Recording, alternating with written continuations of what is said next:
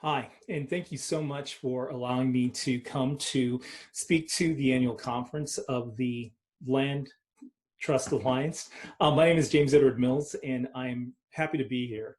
I'm a freelance journalist and independent media producer based in Madison, Wisconsin. And before I get started, I'm going to quickly share my screen and pull up a presentation that I'm happy to share with you. But I want to first of all acknowledge exactly where I am. I'm at the University of Wisconsin-Madison that resides on the Teejop Four Lakes, the ancestral homeland of the Ho-Chunk Nation.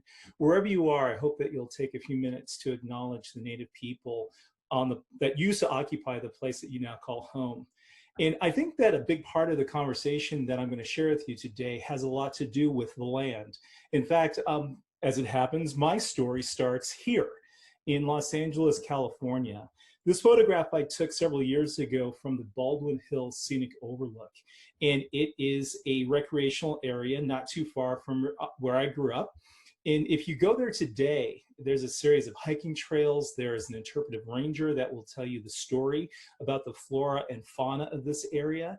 And what's especially remarkable about this area in pretty much the heart of downtown Los Angeles, it is literally a place where a wide variety of different people from many different walks of life, a variety of different racial and ethnic heritages are represented here.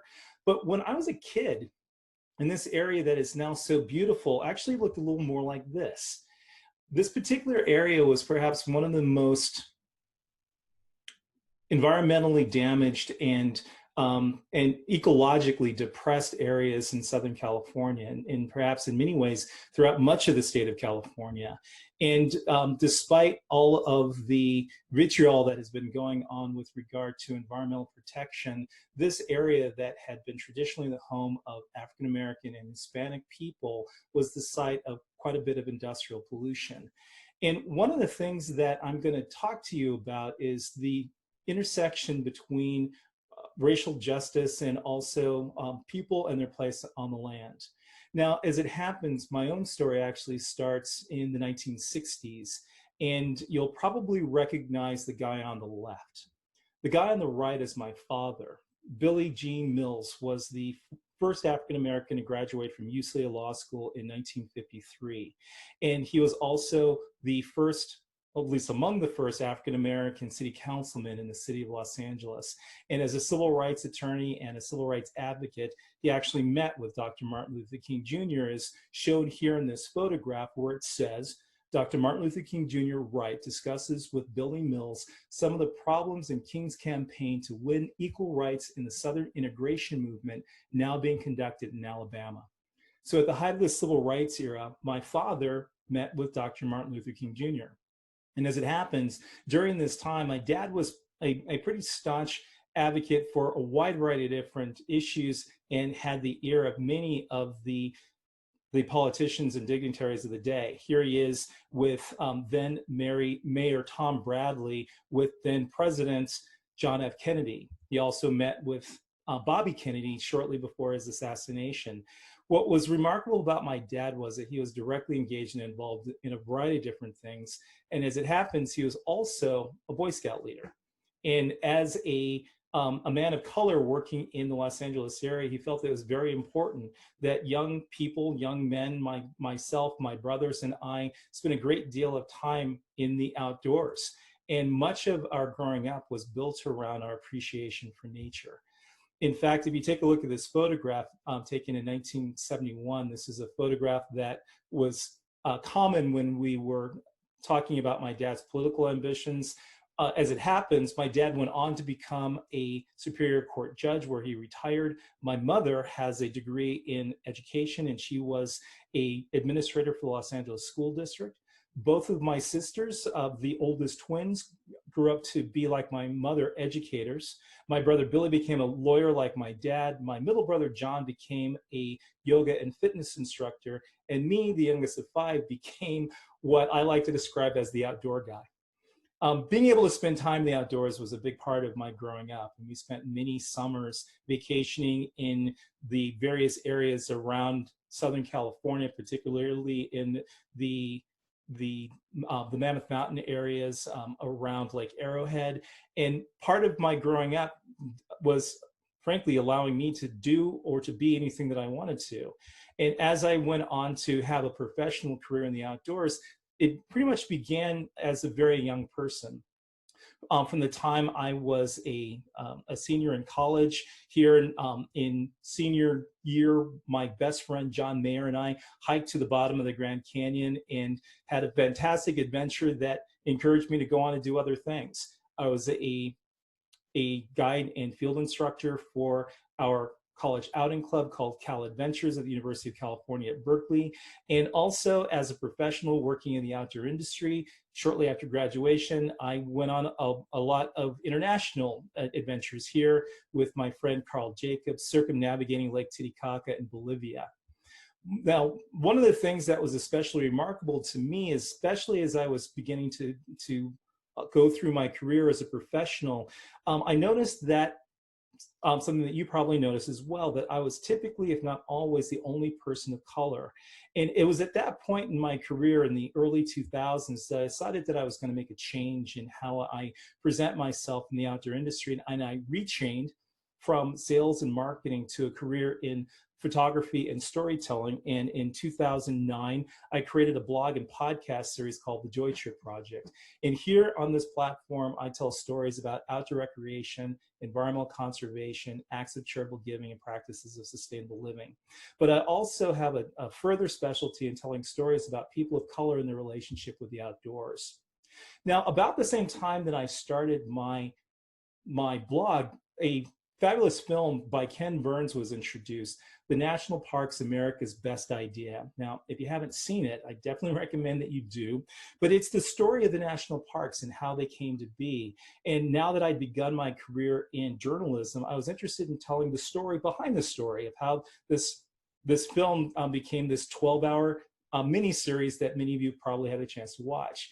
And in 2009, I had the chance to actually go back to Yosemite and meet with Ken Burns and a guy who looks a lot like John Muir, who's actually an actor by the name of Lee Stetson, who in the period dress and clothing of John Muir tells the story of the national parks and how they became the places of recreation and enjoyment that we have today.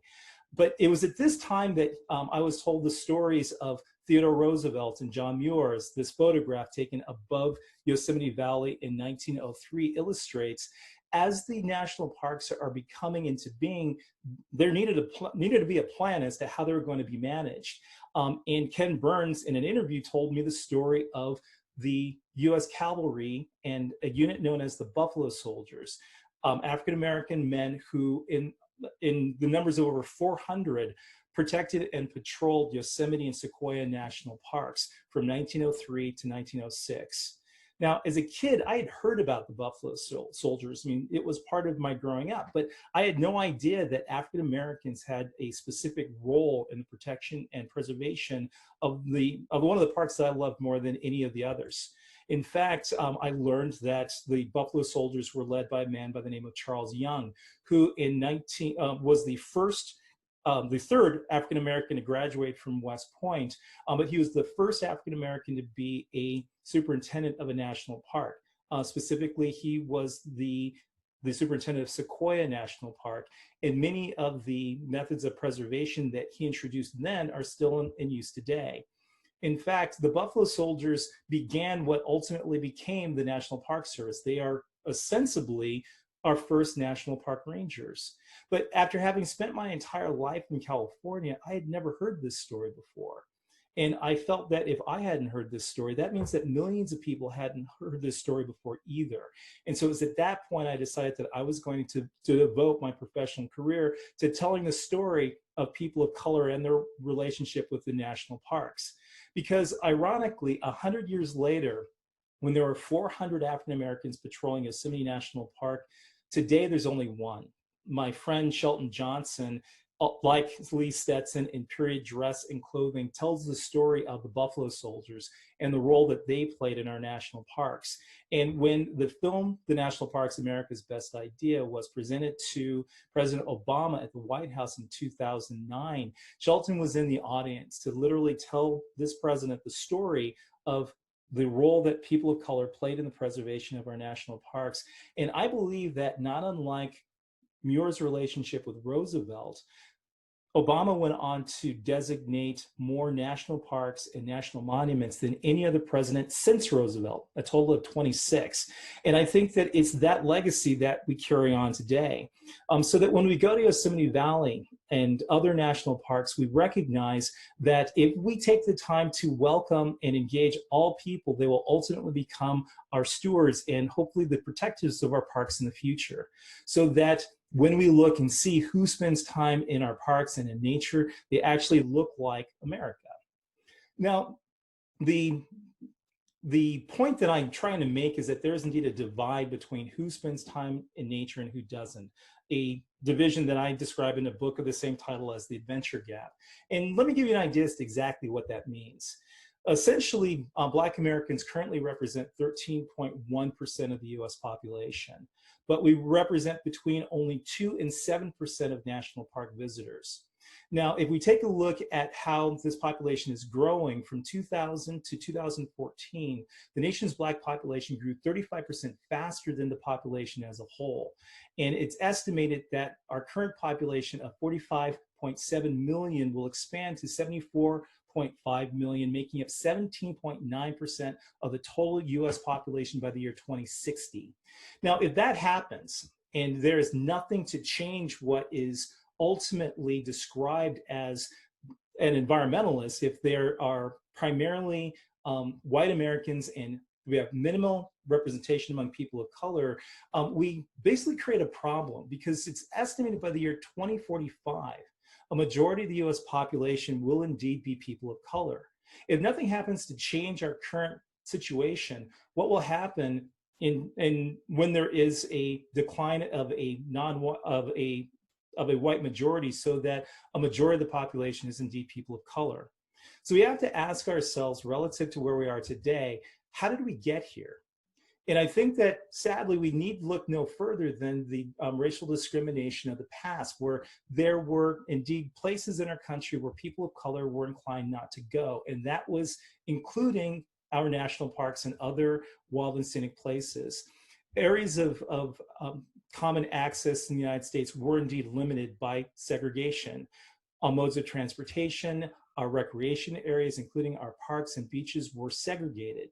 And when we stop and we think about what that means relative to what is described as the civil rights era, we actually look at many of the things that we're ultimately fighting for today: fair representation of the law, fair access to housing, fair access to healthcare, a wide variety of different things that I think are very important. But as it happens, it also includes spending time in nature. And I personally think that you need look no further than the I Have a Dream speech laid out by Dr. Martin Luther King Jr. at the March on Washington. And if you take a look at the closing paragraph of that speech, you'll get exactly what I mean. And it reads as follows: "If America is to be a great nation, this must become true. Let freedom ring from the prestigious hilltops of New Hampshire. Let freedom ring from the mighty mountains of New York. Let freedom ring from the heightening Alleghenies of Pennsylvania. Let freedom ring from the snow-capped Rockies of Colorado. Let freedom ring from the curvaceous slopes of California. But not only that, let freedom ring from the Stone Mountain of Colorado, of Georgia. Let freedom ring from Lookout Mountain of Tennessee. Let freedom ring from every hill and molehill of Mississippi. From every mountainside, let freedom ring." Now, he was speaking metaphorically, but I think that there's an argument to suggest that he was speaking literally. In the same year that the I Have a Dream speech came out, a man by the name of Charles Madison Crenshaw was profiled in Ebony magazine, and it just so happened to be the exact same issue that profiled the March on Washington.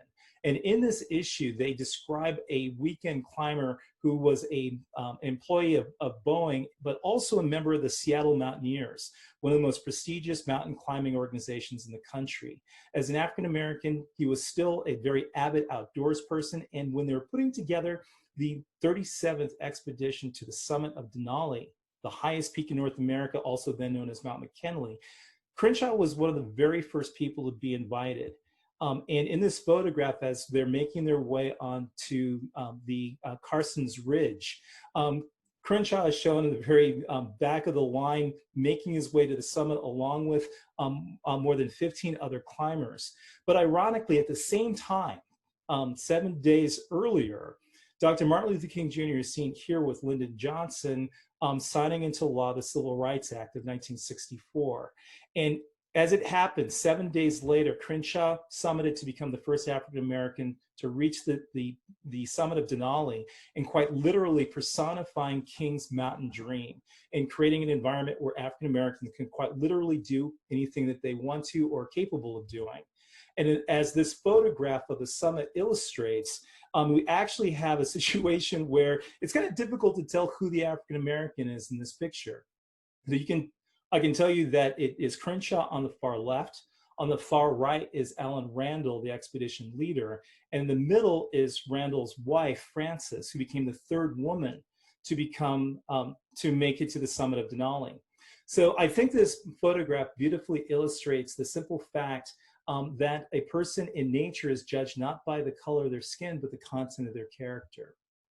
It's important to understand that when we think about who spends time in nature, it does indeed include everybody, and that social justice and environmental freedom does include what Dr. Martin Luther King described as his dream, and that dream does indeed include spending time in nature.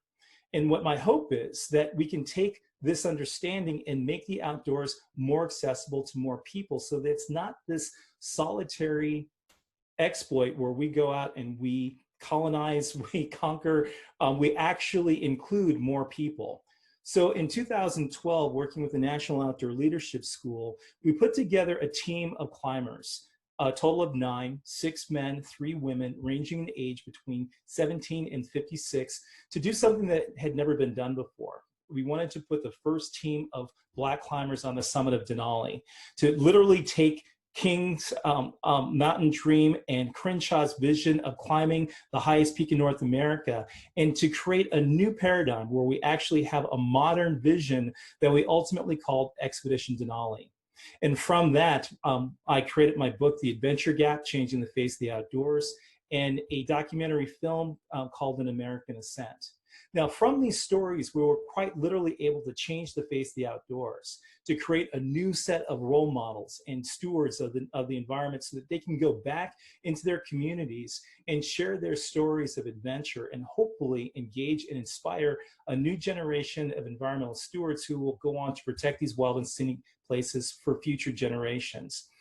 People who came on our expedition came back to do remarkable things, and those things are presenting themselves even to this day. So that when we go into the world, we now see a lot more people of color. In the last 6 years since our expedition, we've actually seen a growing number of African-American and Hispanic youth finding themselves as part of the outdoor industry.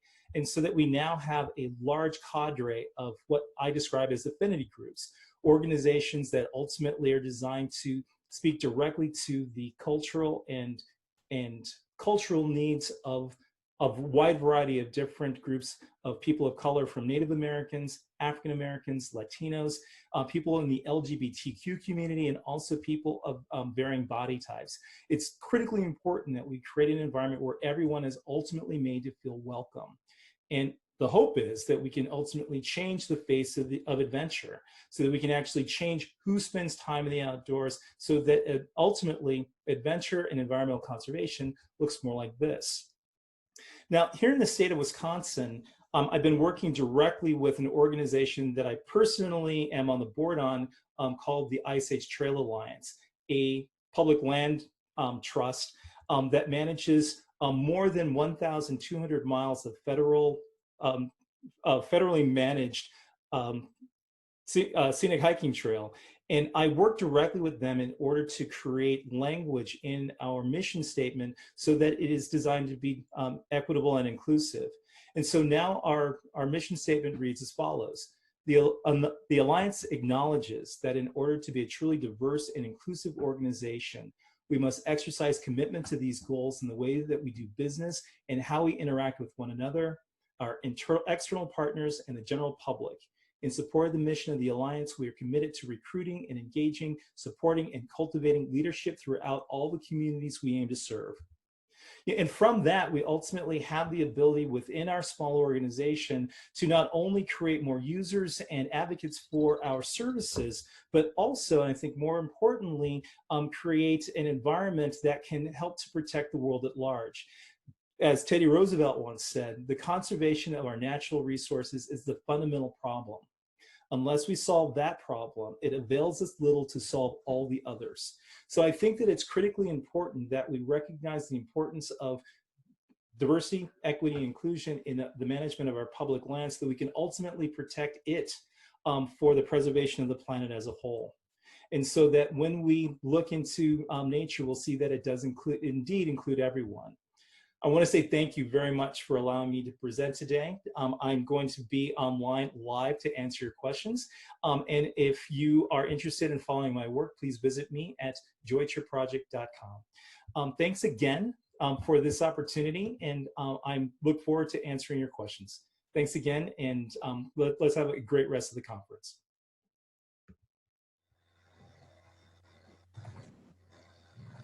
Hi, my name is Josh Linson. I am on the communications team at the Land Trust Alliance. Here with you today to expand upon what we've been talking about this morning with James Mills and build on the excellent presentation that you all just saw. James, just as an initial question, as people join and switch over from the pre-recorded segment, can you tell us a little bit, based on everything that you've done to date, what do you see yourself building toward as your next project? Wow, that's a really good question. Josh, first of all, thank you very much for having me today. I hope everyone had a chance to see the presentation. If you didn't, apparently it's going to be available online for at least another couple of weeks. First of all, I think that when we talk about what happens in the future, I personally would love to work myself out of a job, so that we can actually create an environment that is so diverse, equitable, and inclusive that we don't need to have these conversations anymore. That's the ultimate goal. I don't expect to live to see that day, because frankly, there's a lot of work to do. And much of what the future holds essentially is, creating an environment where we are very deliberate and explicit in our demand that our wild and scenic places are indeed made accessible and open to everyone. And so when I stop and think about what my personal future holds is, frankly, creating additional opportunities, additional resources where these kinds of things can happen on a regular basis, so that we can actually see more people of color, so that we can actually see more people of varying degrees of ability, so that we see more people who look like the grand cross-section of America. And I think that as the managers of land trust organizations, we're in a beautiful position to be able to make that happen. Thank you. One of the things I want to call back to in the presentation you just gave us is your role as a member, a board member of a land trust. Out of curiosity, what was it that drew you to become a board member of a land trust? I mean, that is no small sacrifice. Well, I mean, it helps when I was asked. And I think that both the organizations on whose boards I sit identified for themselves a need to create a more diverse board of directors. But I can tell you honestly, and because there's two, I can't tell you which. I felt that I was basically being put in a position where I was tokenized. And I'll be 100% frank with that. Having a person of color on the board looks good. Having a person of color on the board helps to alleviate the problem, but that's not the solution. And I think that for myself personally, once I got over the notion that I was literally just, holding a seat and creating window dressing, I directly became involved myself, and started, creating conversations around how we can go about making not only our board, but also our constituency of members and the people that we serve more representative of the communities in which we operate. So in the state of Wisconsin, if we're talking about the Ice Age Trail, or if we're talking the legacy of Aldo Leopold, both had very serious problems when it came to diversity and inclusion. And I think when we decided that we're going to make it part of our mission to be more inclusive, it ultimately made, in my opinion, it a little bit easier because we now had targets to shoot for. It's not enough to be able to say, oh, yes, we're open to everyone. As I said earlier, we need to make sure that we are as deliberate and as explicit as we possibly can be. And so for myself, my biggest motivation for becoming a board member of the two organizations on which I now serve, and for the same reasons that I hope to serve on other boards in the future, I personally feel that if we don't correct these problems now, they're going to be almost insurmountable within a generation as we see this demographic shift to favor a non-white majority by the year 2045. We have to continually ask ourselves, what happens if a majority of our population has no affinity for nature? And so my primary motivation is frankly quite selfish. I want to see the outdoors be protected and preserved for future generations. The only way that I can see that happening is if we involve everyone. And that means the broad, very diverse population of not only the United States, but frankly, all over the world. Absolutely, absolutely. So if we back it up then, and we look at, the younger someone can become engaged, the likelier it is it will have a meaningful experience for them, and that experience will carry through for the entirety of their life. So when you think back about the importance of the influence of the family activities that you had when you were growing up, what comes to mind for you as family or group activities that land trusts might consider doing? Well, I think for starters, and this was actually true of my own family. My interest in the outdoors wasn't just mine. It was part of my family. It was something that we did as a family. And so my interest was actually reinforced by my parents and members of my community. And too often, as we are exposing young people to nature, one of the things that we do is we literally just, you probably heard the expression, we just need to sow the seed of environmental stewardship. Well, like seeds, we need to make sure that those seeds are fertilized and nurtured and cared for and encouraged to grow. And I think that land trusts and all organizations that work in outdoor conservation need to not just expose children, but expose entire families, in fact, maybe even entire communities, so that the positive behaviors that we're trying to reinforce are replicated, and that they don't just become occasional pastimes. They actually become family traditions.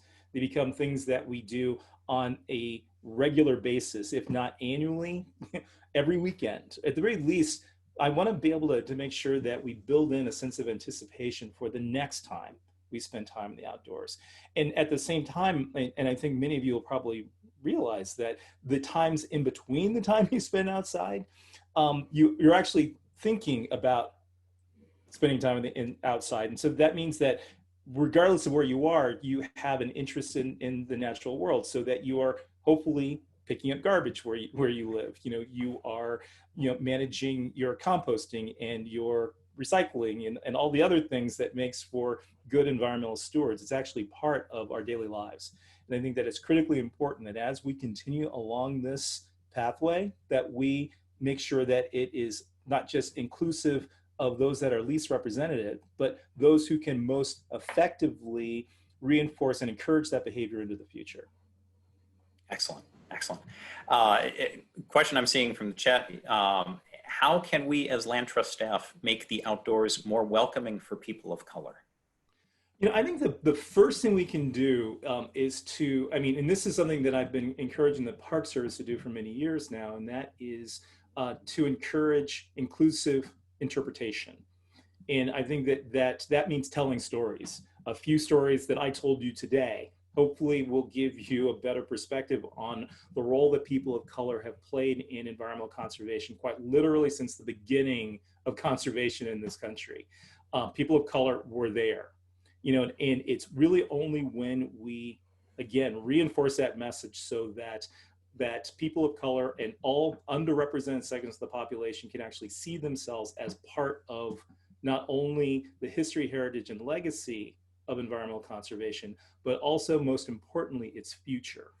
And so when we're talking about what organizations can do, we need to expand our perspectives. We need to talk more than the legacy of the naturalists Aldo Leopold, uh, uh, John Muir, Gifford Pinchot. Yes, tell those stories, but also tell the stories of Charles Young. Tell the stories of the Buffalo Soldiers and of George Melendez Wright. Tell the story of Lancelot Jones, an African American who helped to create Biscayne National Park in Florida. Tell the story of all the conservation heroes that make up every single aspect of our public land, because regardless of where you are, you're probably not hearing all the stories. And I think that we need to look and we need to tell those stories, and to make sure that if you don't see them, you try to find them. And I think more than anything else, we need to encourage people to create stories of their own, to be able to plumb back to the things that their grandparents remember, or things that are part of their current experience, whether we're talking about migrant laborers, whether we're talking about, the Chinese immigrants who created the railroads. All these stories have merit, and we need to tell them inclusively. And I think that as land trust managers, that's the first place we should start, because frankly, it's not really attractive for people to be the first of anything.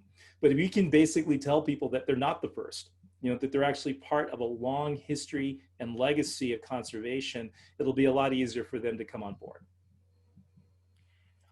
This is a heck of a question given the time we have remaining, but I want to really, if I can, get your thoughts on this.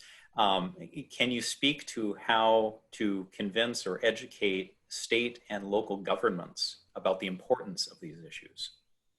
Well, I personally, and this has always been my primary go-to, hit them where they live. The economic development prospects of broad-ranging, diverse, equitable, and inclusive public land management is perhaps the best remedy for almost any municipality struggling with some type of economic dilemma, because you're frankly making an investment in where you live, work, and play. And so if we can make sure that these areas are protected, not only will we create a much better, safer, more enjoyable environment that we live in, we can also encourage people to come and visit. And it's with that visitation, they call it tourism, where we can actually have, people from outside of our communities making investments in the places that we live. Like again, here in the state of Wisconsin, the Ice Age National Scenic Hiking Trail is, right up there with the Pacific Crest Trail or the Appalachian Trail or the Continental Divide Trail. It's a tourist attraction, and so if we can basically make that more attractive to more types of people, we ultimately make it more attractive and available to everyone. And again, it really is as simple as that. I mean, if we want to, take off the table the notion that it's the right thing to do, it's also the smart thing to do. I mean, we can take all the emotion out of this, and we can take it right down to the brass tacks of how do we do things in such a way that are economically and socially available. We can be completely pragmatic about this. It just makes good ecological and economic sense to have outdoor recreation that is attractive, inclusive, and equitable for everyone. Thank you. We have time for one last question. Many people of color don't feel safe in rural America. It's not enough to be welcoming. They also need to feel safe. How do we make remote and rural places safe and inspire confidence and to feel stress-free for all? I think we need to start by declaring and insisting that they are safe. And when I say declare, I mean right up there with the Black Lives Matter signs. I mean right up there with making a very definitive statement that people of color are not only welcome here, they will indeed be made to feel safe. Not enough municipalities take the time to do that. And I think that we need to make that initial definitive statement, and then we need to back it up. We need to back it up um, with proactive law enforcement. We need to back it up with public awareness campaigns, or perhaps maybe even cultural sensitivity training on the part of our municipalities, our chambers of commerce, that basically let shop owners and people who run and operate small businesses and restaurants understand that there are things that they can do completely without any animosity that are off-putting to underrepresented segments of the population. I mean, we need to have that type of very specific training. So I honestly believe that we first of all need to decide that it's important. Okay, and then we need to make sure that we back that decision up with proactive actions and statements. And and when things do happen, and they inevitably will, we don't say, oh, well, that's just an isolated incident. No, we need to as a community decide that these kinds of things cannot happen, and they will not happen, and and I insist that they never do. Again, here in Wisconsin on the Ice Age Trail, our organization made a very definitive statement about this, and ultimately decided that we had a safe environment. In fact, just this past summer, an African American man set the fastest ever record of the Ice Age Trail. He literally walked and ran the entire 1,200 miles of our trail while Black. Okay, he was welcome. He was engaged. He was cheered by the municipality as a whole. That basically means that every inch of the trail is accessible to people of color, and we've made that the statement, and we're talking about it, and we're sharing it on social media. And now anyone can come to our state and have that experience, and we'll make sure that everyone's welcome. Excellent. Thank you so much, James, for being with us this morning. And thank you to everyone for joining us this morning. Before we conclude, I have just a couple quick notes. The break we're headed into, such as it is, lasts until the top of the hour. That's when the next sessions begin. I encourage you to take this last opportunity to review your options and determine which sessions can best benefit you, your land trust, and your community back home. And if I may, please thank the faculty leading these sessions, along with any Rally Program Committee members you interact with online. They have volunteered their time and their expertise to make Rally the incredible learning opportunity that it is. We could not do this without them. Please also make a point of visiting the many exhibitors we have at Rally. We welcome them, and they are here because they are an important part of our community. Take a moment to explore all they have to offer, please. Lastly, don't forget to return here tomorrow to hear from our final keynote speaker. Nina Simon is the CEO of By, For All, a global nonprofit that creates digital tools to help civic and cultural organizations become more inclusive, relevant, and sustainable. She literally wrote the book on relevance, a topic paramount to us all as our community charts the course ahead. Please make a point of being here for her live keynote tomorrow. Enjoy Rally, and thank you again, everyone, for joining us this morning.